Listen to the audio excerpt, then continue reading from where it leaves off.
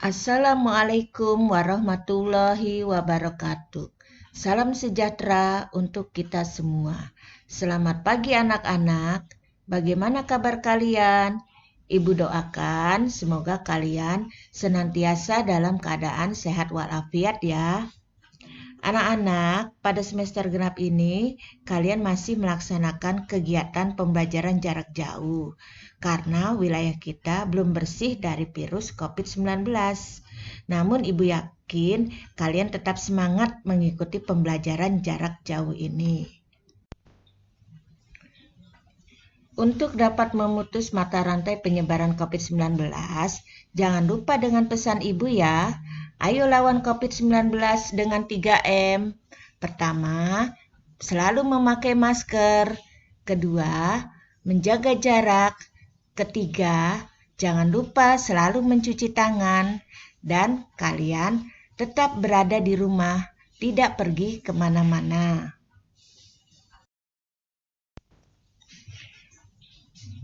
Nah anak-anak, mari kita mulai belajar IPS ya. Materi IPS semester genap kita mulai dengan bab 3, yaitu ketergantungan antar ruang dan pengaruhnya terhadap kesejahteraan masyarakat. Adapun tujuan pembelajaran kali ini, Ibu berharap setelah kalian mempelajari materi ini, kalian mampu menjelaskan pengertian perdagangan internasional dengan tepat. Kalian juga mampu menjelaskan faktor-faktor yang mempengaruhi perdagangan internasional dengan benar, dan kalian mampu menjelaskan manfaat perdagangan internasional. Setelah berdiskusi, Ibu juga berharap kalian mampu menyajikan hasil analisis perdagangan internasional pada masa pandemik COVID-19. Baiklah anak-anak, materi pertama yang akan Ibu sampaikan adalah perdagangan internasional atau perdagangan luar negeri. Perdagangan adalah proses pertukaran barang dan jasa antara dua negara atau lebih atas dasar kesepakatan bersama dengan tujuan mendapatkan keuntungan atau laba. Nah, itu adalah pengertian dari perdagangan internasional. Adapun tujuan dari adanya perdagangan internasional adalah meningkatkan gross national product atau total nilai produksi barang dan jasa di dalam suatu negara selama 1 tahun. Dalam perdagangan internasional terdapat ekspor dan impor. Kalian pasti tahu ya, ekspor itu adalah kegiatan menjual barang atau jasa ke luar negeri. Sedangkan impor adalah kegiatan membeli barang atau jasa dari dalam negeri. Selanjutnya, apakah perbedaan perdagangan dalam negeri dan internasional? Perbedaannya, 1. Perdagangan dalam negeri dilakukan dalam wilayah suatu negara, sedangkan perdagangan internasional dilakukan antar negara. Perbedaan yang kedua, perdagangan dalam negeri, pedagang dan pembeli bertemu langsung, sedangkan perdagangan internasional, pedagang dan pembeli tidak bertemu langsung. Perbedaan yang ketiga, perdagangan dalam negeri, mata uangnya sama.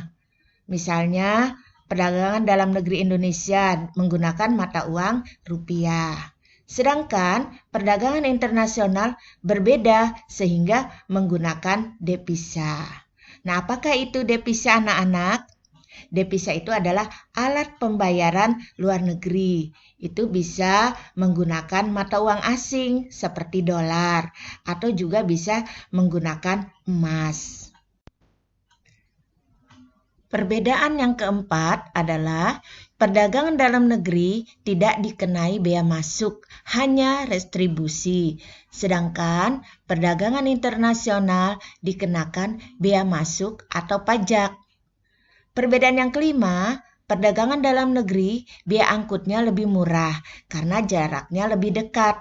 Sedangkan perdagangan internasional biaya angkutnya lebih mahal karena jaraknya jauh. Perbedaan yang keenam, perdagangan dalam negeri kualitas barangnya bervariasi. Sedangkan perdagangan internasional kualitas barang harus mengikuti standar internasional.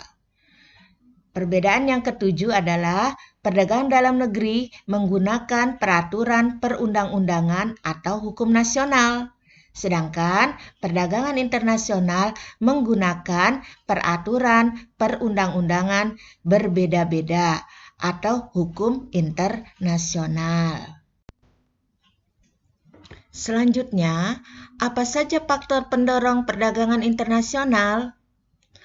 Faktor pendorong perdagangan internasional yang pertama yaitu perbedaan sumber daya alam.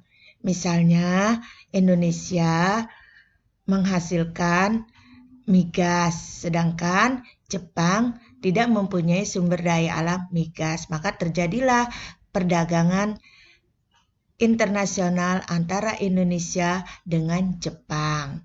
Yang kedua, perbedaan kualitas sumber daya manusia. Setiap negara mempunyai keahlian masing-masing, sehingga timbullah kerjasama sumber daya manusia. Yang ketiga, perbedaan iptek. Contohnya, Indonesia untuk mengolah pertaniannya membeli mesin traktor dari luar negeri. Yang keempat adalah perbedaan budaya suatu bangsa. Misalnya, Cina menghasilkan keramik, sedangkan Jepara menghasilkan ukiran. Maka terjadilah kerjasama budaya antara Cina dengan Indonesia atau Jepang. Faktor pendorong perdagangan internasional yang kelima adalah perbedaan selera. Setiap negara mempunyai kuliner masing-masing, maka akan terjadi kerjasama di bidang kuliner. Misalnya, Eropa sangat terkenal kulinernya dengan hamburger, sedangkan Indonesia terkenal dengan nasi gorengnya, sehingga terjadilah kerjasama di bidang kuliner. Yang keenam adalah perbedaan iklim.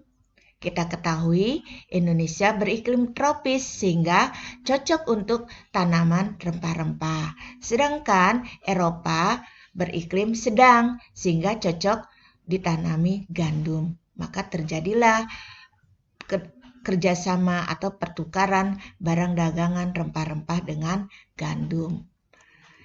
Yang ketujuh, terjadinya globalisasi. Dengan adanya internet, batas negara semakin dekat, sehingga timbul kerjasama perdagangan internasional. Sekarang kita lanjutkan dengan manfaat perdagangan internasional.